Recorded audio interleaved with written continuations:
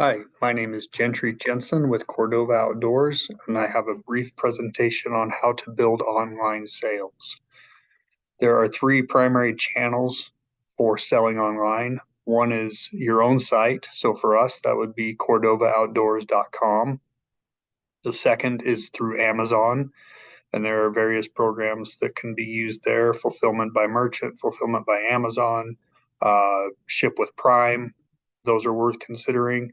And then third is to use other e-commerce websites, have them list your products, and then just send the orders to you for fulfillment, called drop shipping. So digging in a little more to those topics, the first thing I think to do is to determine what your primary go-to-market channel is. Do you want to be primarily an online company? Do you want to sell through your own site? Do you want to be big in the Amazon space? Do you want to drop ship? Or would you prefer a more traditional strategy like going through wholesalers to retail stores or through distributors who then sell to wholesalers? And those are decisions that should be made before you determine how much time and money you want to devote to your online strategy.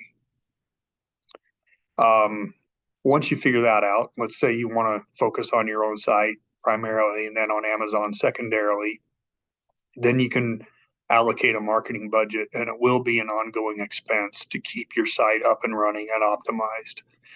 If you are operating your own site, you will need to allocate more resources to it than if you were outsourcing it to Amazon or a third party. But you can expect a higher gross margin as a result. If you're going through distribution, the distributor can handle that for you, but there will be a fee charged by them to do that, which will probably look like a lower selling price into the distributor's channel. Then think about what your sales team looks like. Do you have employees? Do you have agents? How are you effectively using your team to manage your e-commerce platforms? Is your product seasonal?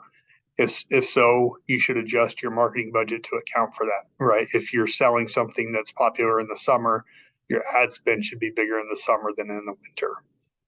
And then another important consideration for online sales is, what do you think the return rates will be for your product if it is bought sight unseen? For apparel and shoes, it can be as high as 40%. For more commoditized or unsized products, it can be as low as 3 to 5%. But that should be factored in as well to all of your operating costs. My best advice for building the site would be to engage experts. There are a multitude of third-party agencies who will consult on virtually any e-commerce topic. The three that I would focus on are paid search keywords, search engine optimization, and then there are agencies that focus on Amazon exclusively. Currently, we use one agency for paid search and SEO, and then we use an Amazon specific agency for our Amazon channel. My last piece of advice would be to make sure that you build your site and your Amazon store right the first time. It's incredibly frustrating and time consuming, speaking from experience, to have the site in place and then have something not function correctly because it wasn't set up correctly in the first place, and then have to go back and try and fix it. It's worth the time to engage the experts and do it right the first time.